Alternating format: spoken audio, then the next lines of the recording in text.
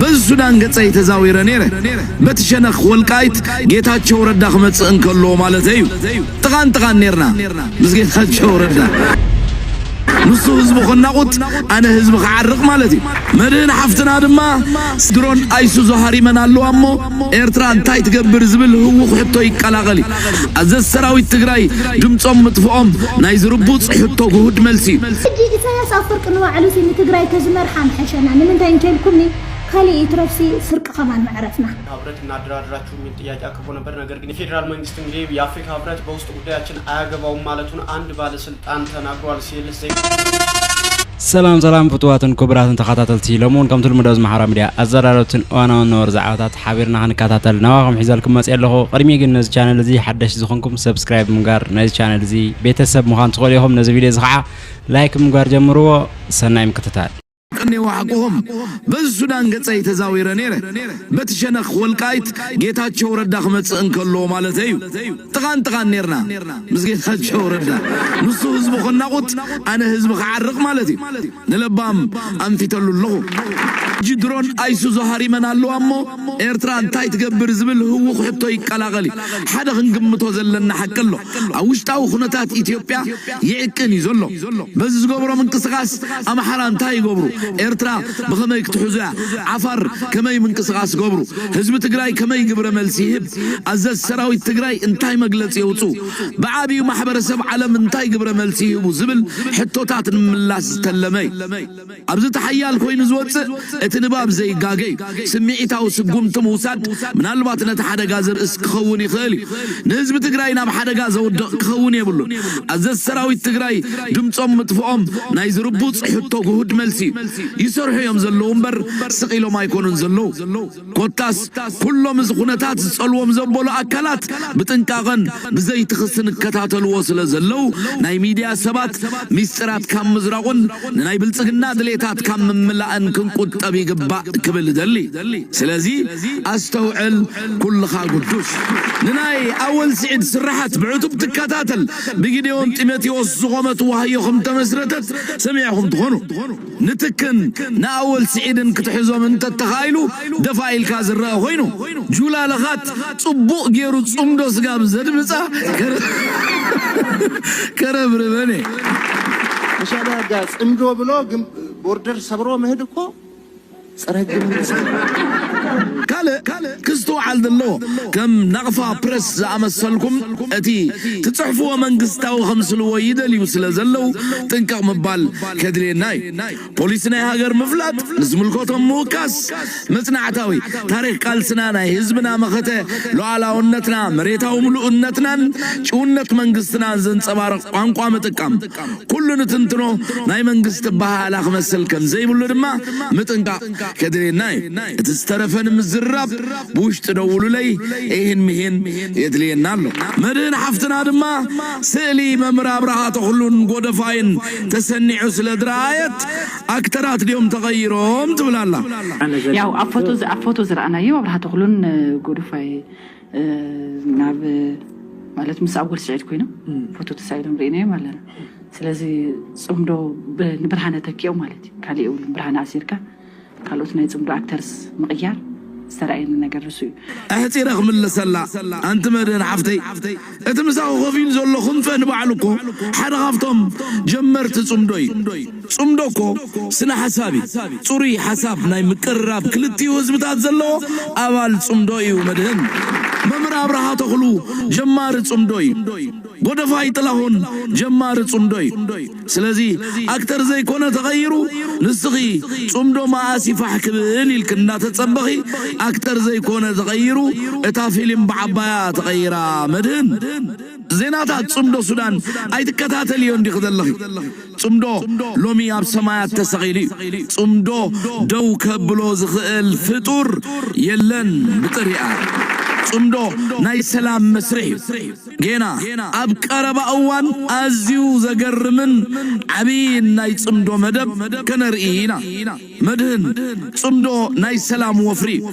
دايركترو اول سعيد انتوينو دراسيو جن حزبي مغنياتو صمدو ناي حزبي معبل سلازخونه حزباو معبل دما دو زبلو يلن ኢሳያስ አፈወርቂ ንባዕሉ ሲ ንትግራይ ተዝመርሓ ምሐሸና ንምንታይ እንተልኩምኒ ካልእ ኢትረፍሲ ስርቂ ከማን መዕረፍና ልቡ ጠፊኡ ህዝቢ ትግራይ ብዘረፋ ብስርቂ ስርቂ የለን ይባሃል ኤርትራ ዝስረቀሉ ድዩ ወላ ወቴቨር ሕጂ እቲ ካልእ ጉዳይ መዓረኒና ግን ታዝወልፅና ኤርትራውያን ናብ ኤርትራ ስርቂ የለን ኢድኻ ትቁረፅ ንኤርትራውያን ክንብዳዕ ኢልና ሲ ዝስረቕ ዘይብልኩም ገለገለ ንብሎም ነርና ኖ ትማሊ መራሕትና ስርቂ ስራሕ እዩ እንተተረኺብካ ወንጀል እዩ ዝብል ጭርሖ ስለዝሃውና እዚ ኻ ጌጋ እዩ ስርቂ ክንፅየፍ እዩ ዘለና ዝስረቕ ይሃሉኻ ኣይሃሉኻ ስርቂ ክፅየፍ ዝፅየፍ ዝኽእል ሕብረተሰብ ክንፈጥር ኣለና ሰራዊት ኤርትራ ኣብ ትግራይ ገበን ይፍጽም ነይሩ ኢሉ ዝሓሰበ አብይ አሕመድ ዓሊ ገዱ አንዳርጋቸው ዝበሃል ኣብቲ እዋን እቲ ናይ ወፃኢ ጉዳይ ሚኒስትር ነይሩ ንሱ ብዛዕባ ህዝቢ ትግራይ ኣይትበድሉ ኢለ ናብ ኤርትራ ልኢኸዮ ንሱ ማዕተብ ኣለዎ ንማዕተቡ ክምስክር ይኽእል እዩ ኢሉ ተዛሪቡ ነይሩ ዘገርም ምስክርነት ሒዙ ገዱ አንዳርጋቸው መጽዩ ዝገደደ አዋሪድዎ ኣሎ ንአብይ አሕመድ እሱ ድማ እንታይ ዝብል ዘሎ ሓደ መዓልቲ እኳ ስጋ ውዕል ፕሪቶሪያ ዝፍረም ሰራዊት ኤርትራን ሰራዊት ኢትዮጵያን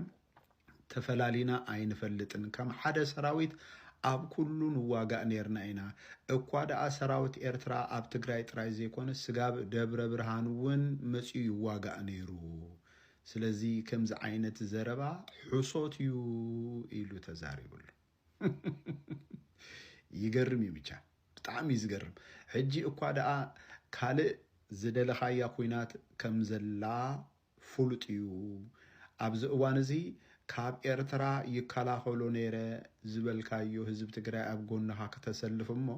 ህዝብ ምሓራን ህዝብ ትግራይ ውን እንደገና ናብ ካልእ ኩናት ንኸኣቱ ምስ ኤርትራ ውን እንደገና ካልእ ኩናት ከተሳወር ከም ዝደለኻ ፍሉጥ እዩ ኢሉ ብጣዕሚ ብዝሕፍር መንገዲ እቲ ኣብ እዋን ኩናት ትግራይ ህዝብ ትግራይ ይብደላሉ ግደፍ እዚ ህዝቢ እንድሕር ተበዲሉ መሊሱ ናብ ሕወሓት ክጽጋዕ እዩ እንተበልክዎ ህዝብ ትግራይ ካብ ምን ይበልጽ እኳ ደኣ ሓንሳብን ሓዋሩን ስብርብር አቢልና ከም ዘይትስእ ጌርናዮ ኣለና ኢልካ ከም ዝበልካኒ ኣይትረስዕ ኢሎ አዋሪድዎ ኣሎ ይሕዝን ገዱ አንዳርጋቸው ናይ ወፃኢ ጉዳይ ሚኒስተር ነይሩ እንደገና ድማ ናብ ኤርትራ ልኢኸዮ ነይረ ዝበሎ ሓቂ እዩ ኢሉ ገዱ አንዳርጋቸው ተዛሪብሎ እስኪ ንስማዓዮ እኔ ወደ ኤርትራ መሄድ ነው ቀኑን በትክክል ለማስታወስ ባልችልም ጥር መጀመሪያ አካባቢ 2013 ዓ.ም ላይ አንድ የውጭ ጉዳይ መስሪያ ቤት ባለስልጣን ይዤ የእርሶን መልእክት ለፕሬዝዳንት ኢሳያስ አፈወርቂ እንዳደርስ ልከውኝ በማግስቱ አስመራ ደርሼ ተመልሻለሁ የመልእክቱ ጭብጥም በሚከተሉት 3 ጉዳዮች ላይ ያተኮረ ነበር እነሱም አንደኛ በወያኔ ላይ በጋራ በወሰድነው የተቀናጀ ኦፕሬሽን ለድል በመብቃታችን የእንኳን ደስ አለህ የደስታ መግለጫ ለፕሬዝዳንት ኢሳያስ ማስተላለፍ ሁለተኛ የኢትዮጵያ መከላከያ ሰራዊት አካል የሆነው የሰሜን ዕዝ ጥቃት በደረሰበት ወቅት ሰራዊቱን ተቀብለው ላደረጉለት እንክብካቤና ኋላም ለመልሶ ማጥቃት እንዲዘጋጅ ላደረጉልን ወንድማዊ ድጋፍ ለኤርትራ መንግስትና ህዝብ ምስጋና ማቅረብ ሶስተኛ አንዳንድ የወያኔ ደጋፊዎችና የኢትዮጵያና የኤርትራን መልካም ግንኙነት የማይፈልጉ የውጭ ኃይሎች በተለያዩ ዓለም አቀፍ ድርጅቶችና ሚዲያዎች አማካኝነት ከሰብአዊ መብት ጥሰት ጋር በተያያዘ ሰፊ የስም ማጥፋት ዘመቻ ከፍተውብናል ይህ ነገር ውሎ አድሮ በሁለታችንም ላይ ጣጣ ሊያመጣብን ስለሚችል የጋራ ጥንቃቄ ልናደርግ ይገባል የሚሉ መልእክቶች ነበሩ እቲ ዘረባ እቲ እንታይ ዝብል ዘሎ ገዱ አንዳርጋቸው ዮሐና ንወያኔ ስዒርና ያለና ዝብል መልእክቲ ነይሩ ኢሉ እቲ ካልኣይ ድማ ሰሜን እዚ ኣብ ትግራይ ምስተሃርመ ኣብ ኤርትራ ኸይዶም ቶም ሰራዊት በኤርትራ እንደገና ከዓጥቁ ስለዝተገብረ ምስጋና ንህዝቢ ኤርትራን ህዝቢ መንግስቲ ኤርትራን እዩ ኢሉ ሳልሳይ ድማ በቲ ኣብ ትግራይ ዝተፈጸመ ነገር ንኤርትራን ንኢትዮጵያን ሽም ከጸልሙ ዝኽእሉ ካልኦት ሓይለታት ስለ ዘለዎ እዚ ነገር እዚ ንኽልቴና ናብ ሓደጋ ከየእትወና ምእንትን ብምንታይ ክንከላኸሎ ይግባእ ዝብል መልእክቲ ነይሩ ኢሉ ውጥረት አሁንም በድጋሚ ነግሷል በህወሓት ኃይሎችና በፌዴራል መንግስቱ መካከል። እንግዲህ ከሰሞኑ የተቀሰቀሰውን ግጭት ተከትሎ የአፍሪካ ህብረት እናደራድራችሁ የሚል ጥያቄ አቅርቦ ነበር። ነገር ግን የፌዴራል መንግስት እንግዲህ የአፍሪካ ህብረት በውስጥ ጉዳያችን አያገባውም ማለቱን አንድ ባለስልጣን ተናግሯል ሲል ዘ ኢኮኖሚስት አስነብቦ በነበረው እንቅስቃሴ የህወሓት ኃይሎች የሱዳንን ኮሪደር ለመቆጣጠር ፍላጎት እንዳላቸው ያሳየ ነው ያለው የፌዴራል መንግስቱ ላይ ከፍተኛ የጦር መሳሪያና ከፍተኛ ሰራዊት ወደ ትግራይ ድንበር እየተጠጋ መሆኑ ሰሞኑ የህወሓት ኃይሎች ተከዜን ተሻግረው ወልቃይት አላማጣ ራያን በኃይል ለመንጠቅ ያሰቡት ነገር የፌዴራል መንግስቱ እንደ ዋና ጥቃት ቅድመ ዝግጅት ወስዶታል ነው ያለው ዘገባው።